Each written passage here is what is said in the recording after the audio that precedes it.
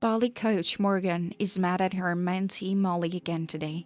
She should have been in the gym an hour ago, and her scene partner Ryan has been waiting for quite some time. Ryan, did you find out what happened to Molly? Why is she missing such a critical practice? Morgan asked. She promised to come, but why is she late today? I don't know. She's been weird lately, replied the young boy. Holy crap. I had to call her mother again and listen to her complaints. And after all, Matilda does so much for her daughter's success in ballet. How can you be such an ungrateful daughter? Morgan was outraged and began dialing the phone number of his longtime ballet friend Matilda. Matilda had been a stage queen until she suffered a spinal injury. After that, doctors forbade her from performing, but she still wanted to win the country's Premier Cup. Then she promised herself the cup to win her growing daughter Molly. The girl was 5 years old. She was as frail and statuesque as her mother. Matilda then asked if her daughter wanted to perform on stage and receive a standing ovation. Molly nodded, and her mother realized the path to the cup had already begun. And now Molly was 19 years old. During this time, she won many competitions. Ahead is a responsible performance in which she has no right to fail. This competition will have the way for her to win the Central Cup. Matilda closely monitors her daughter to ensure she gets training and persistently achieves success. Only recently did the girl begin to behave aloofly. On this occasion, Morgan calls her mother. Matilda, hi honey. Why isn't Molly in the gym yet? Did she forget that she's performing in 2 weeks? What kind of irresponsible attitude on her part? He asked. What do you mean she's not in an audience? Morgan, did I not tell you to train her properly? Don't I pay you enough money to make my daughter the best? Matilda was indignant. I remember all that. What can I do if Molly doesn't show up for practice? Call her and let her know we are running out of time. And yes, as punishment, I will make her practice 2 hours longer today. It will be good for her, said Morgan. In the meantime, a young girl, Molly, came for the first time to the unusual museum that had recently opened in her town. There were not many people there, but everyone was discussing something patiently. A woman in thick glasses came up to Molly and greeted her warmly. Welcome to the world of insects. Here you can see hundreds of species, some of the tiniest inhabitants of our planet. They are marvelous. They have their own life rules and fall in love with each other just like humans. And yes, they are very hardworking. We've made sure they can work here as hard as they want, she said. My name is Molly. I only found out about this museum last night. I've been interested in these cute creatures since I was a little girl. So, I came here to get to know them, Molly said. That's wonderful. My name is Stacy Martins, and I'm an entomologist and an insect specialist. Come on in, and I will show you many exciting things, said Stacy, and Molly followed her. When Molly found herself in a special chamber where a natural habitat for ants was built, she was looking forward to a fascinating journey into an unknown world. She took out her cell phone and turned it off so no one would interfere with her journey. When Molly left the museum, the evening was approaching. She remembered that she had missed not only her workout but also her university studies. It was sad that she would get a bad grade in math again, but she didn't care about that now. She walked on her way home and was sure Molly wanted to become an insect specialist. This hobby had come into her life forever. At home, she was greeted at the door by her furious mother. Molly, what's the matter with you? We've been looking for you all day. You even turned your phone off. What's the meaning of this? Mom, I don't want to be on stage anymore. I'm sorry. I don't want your trophy either. I want to be an insect expert, Molly said. What? What did she say? Matilda, tell me our daughter wasn't kidding just now. Why not a financer or a lawyer like your father? Her father, Steve, was outraged. I'm sorry, Dad. I'm not interested in your suggestions either. I'm in a hurry. I have a new book to read. Professor Stacy gave it to me. She's an excellent insects expert. Molly said and silently went to her room. After a while, her mother came to take her. Molly, we need to have a serious talk. You can't just give up ballet. Millions of girls dream of being a ballerina, but they can't do it. A girl has to have body grace, lightness, and talent. You have it all. It will be a shame if you quit ballet halfway though, she said. Mom, I've had enough ballet. I've had no rest since I was 5 years old because of the training. I didn't do well at school because training took all my energy. I could have done better at university because I needed more time. I'm sorry. I can't do this anymore, Molly said. Her mother sighed heavily. What about our dream of winning the cup and become a stage diva? Don't you want that? You have betrayed your dream, Molly, she said sadly. No, Mother. It was your dream. And now, accept the truth that it's been an impossible task for me. I will still make you proud. Just give me the opportunity to make choices. And a little time. Molly begged. Matilda left to consult with her husband Steve. She came back a short time later to give her verdict. Your father is also against your leaving the ballet. So, forget your fun with insects. Tomorrow, you will go to practice. And in 2 weeks, you'll be one of the top 3 places. I believe in you, Molly. You can do it, said her mother. Molly gave up once again. She had promised that this was the last time she will compete in this competition, and that she would not waste any more of her time doing something she didn't love. 2 weeks of training felt like 2 years to her. Her partner Ryan resented her sluggish behavior, and Coach Morgan increased the workload to get results. On the day of Molly's performance, Matilda was highly nervous. She was already vividly imagining how her daughter will conquer the audience with her brilliant number. What a long ovation there will be afterward. With what admiration the jury will denounce the least of the best, and how proud she will be of her daughter at that moment. Molly, we're all going together tonight. Your father has taken time off work to support you. Don't worry, you will do great, Matilda said at breakfast this morning. But Molly was in no mood. Her mother didn't notice that another plan was brewing in her daughter's mind. A couple of hours later, the crowd was gleefully awaiting the start of the competition. The girls were hurriedly getting into shape, helped by their cheerleaders. Ryan was quietly proud that he will be competing with his favorite. Only Morgan was the most nervous. His outraged scream suddenly drew attention. Matilda, where's Molly? Why she's gone so long? He asked, running out of Molly's dressing room. She's gone to the ladies' room. I will find her now and bring her here, Matilda replied and ran after Molly.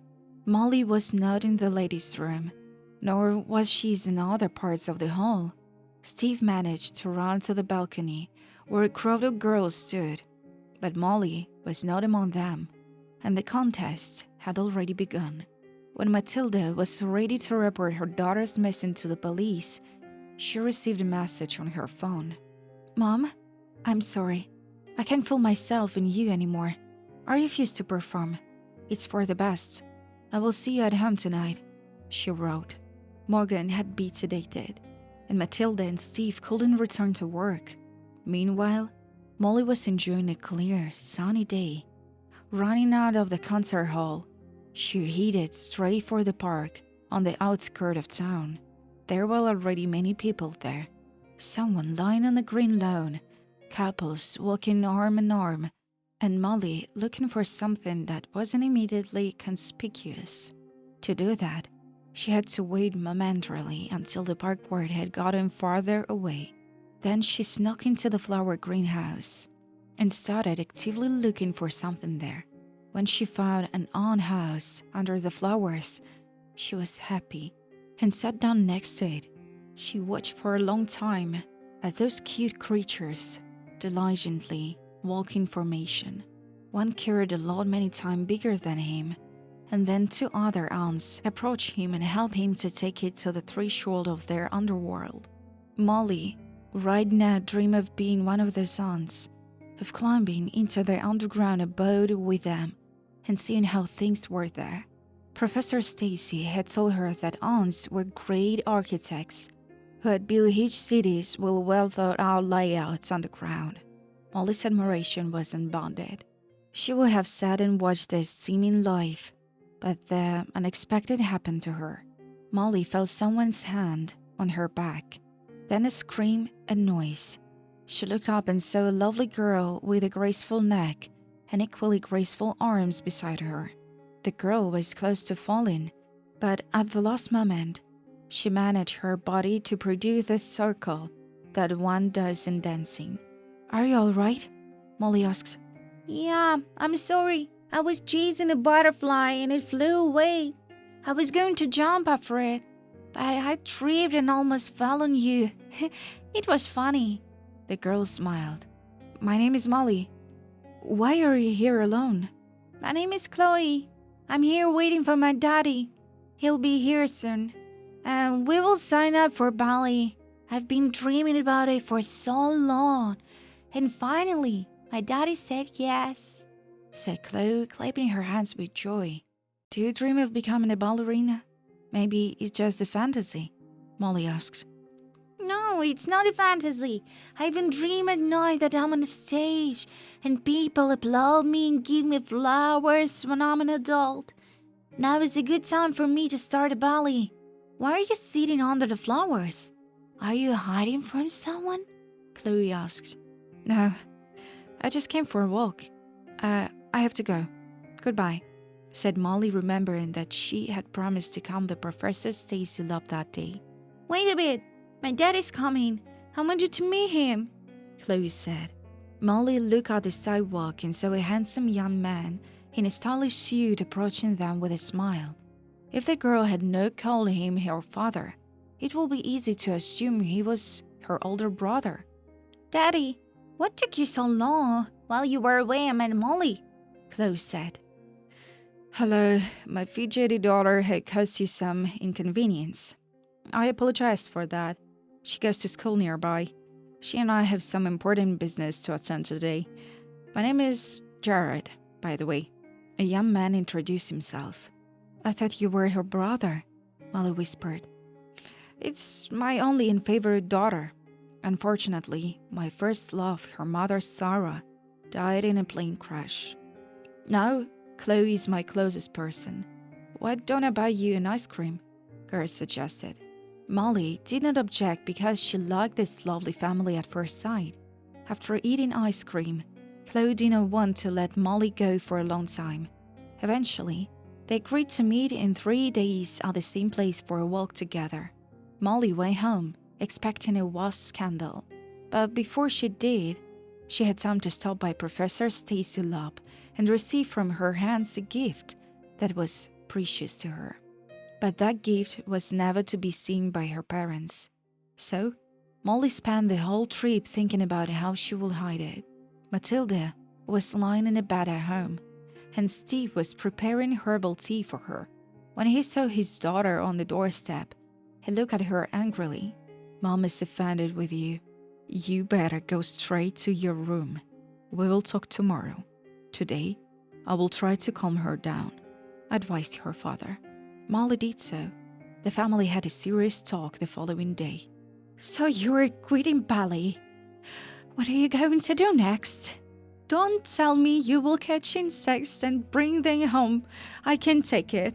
Matilda was indignant. "Mommy, I've also fallen in love with a single father," said Molly, her face shining with happiness. "Steve, tell me I'm dreaming. I'm going to have a heart attack. I can't stand it," said the mother. "Honey, calm down. Our daughter is joking. Let's listen to her first, then conclude," said Steve. "Mom and Dad, I want to improve my academic performance and transfer to another university to get a job. My profession should be related to wildlife. I already know that," she said. "Have it your way, but you will have to work hard on your studies. You missed a lot of classes while you were training. What do you think about it?" Steve asked his daughter. "And it's an easy matter to solve. I need a tutor. That will be easier, Molly suggested. Her parents didn't argue with her this time. After breakfast, Molly went about her business, and her mother and father sat down to consult. Steve, I have an idea. Let's hire Ryan as a tutor. He's a good student, in love with our daughter, and most importantly, he can convince Molly to return to Bali. I mean, they used to perform together all the time. If they stay in close contact, I'm sure Molly will start to miss the stage very soon. Matilda suggested. Her husband didn't argue with her. Molly, meanwhile, was rushing to meet her new loved ones. Chloe ran towards her to hug her. Molly, you helped me pick the best ballet school, and we're grateful to you. All the coaches, they praise me, she said. Yeah, she's right. You help us a lot. Garrett backed her up. So girls, where are we going out tonight? He asked. The day they were passed, sweet encounters between them became frequent. On one such day, Garrett came along to meet Molly. Molly was afraid for the girl. Where was Chloe? Is she all right? She is fine. She got a little tired and decided to stay home. And I couldn't because I miss you, her father said. Then you should go home and be there for her. She has a nanny with her right now. Don't worry about her. And I hurried to you because from the first time I met you, I like you very much. I have fallen in love with you, Molly. You will forgive me for being so blatant. Garrett began nervously. Since that day, the couple had felt like the happiest people in the world. Now, Molly was worried about telling her mother, and Matilda wanted Molly to choose Ryan, with whom she had a warm relationship since childhood, as her heartmate. A few days passed, and Matilda inquired about their progress. Ryan, how are your classes going? I hope Molly is doing well. It will be great if she could be an honor student like you. Yes, she's studying hard, but I've realized my feelings for her are mutual, he replied with a sad look on his face. Well, that's so bad, but don't feel bad. Maybe Molly will realize later what a nice guy you are, and what a beautiful couple you could be. In the meantime, let her think about her studies, said Matilda.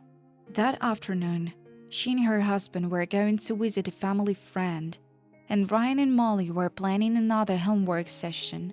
As they left, Matilda wished them a good evening and left Molly's favorite pie on the table for them to eat after class. The couple returned home close to midnight, seeing Ryan's shoes on the doorstep. Steve smiled and said they were still together. Matilda was curious, and so what her daughter and her friend were doing. When she opened the room door, she saw something unimaginable. Ryan was lying in Molly's bed, and the family's favorite cat was running and jumping around him. Steve tried to wake the guy, but failed. Ryan slept very soundly. Even more surprising was the cat's strange behavior. The next moment, Steve loudly screamed and bounced sharply from his seat. Now he saw slides of earth on the floor and ants, cockroaches and spiders running everywhere. The cat jumped after them, catching them, playing with them a little, and letting them go. Damn it, Matilda! What happened here? He was outraged. And when Matilda saw the picture, she almost lost her mind. Is Ryan even alive? Shouldn't we call the rescue team? She asked in horror. He's fine. But where's our daughter? Steve asked. And Molly wasn't at home. It was Chloe's birthday that day. When Molly told her mom about it beforehand, she disapproved of her decision. So Molly ran away from home, taking advantage of her parents' absence. Of course, the next day, she got the crap bed out of her and had to explain herself. I put some of your sleeping pills in Ryan's pie because he wouldn't go home. We had the insects for a long time. They were in a particular container, which Professor Stacy gave me. The cat seemed to have gotten into them and knocked them over. So my sweet friends scattered around the room. They were just terrified, Molly said. picking up her ants from the floor and putting them in a container. The parents looked at each other and concluded at the same time, "Molly, study insects and become an entomologist. If you feel it will become your life's work. We won't interfere anymore," they said. But Molly had prepared another challenge for them. "I love Garrett. We want to be together. I want you to meet him," she said. When Matilda learned that Garrett was a single father, she was horrified. But after a few days, the introduction did take place. When Garrett and Chloe came to visit, the first thing Matilda noticed was the girl. What graceful arms and legs! What graceful arms and legs! What a statuesque posture! God, she will make a beautiful ballerina!" she exclaimed. Really? I dream of winning the country Central Cup for this. I'm ready to train for years. I will do it, said Chloe. Many years later, that's what happened. Chloe won the cup. Molly was happy for her. She was pleased that she was now professionally involved with nature in its smallest creatures.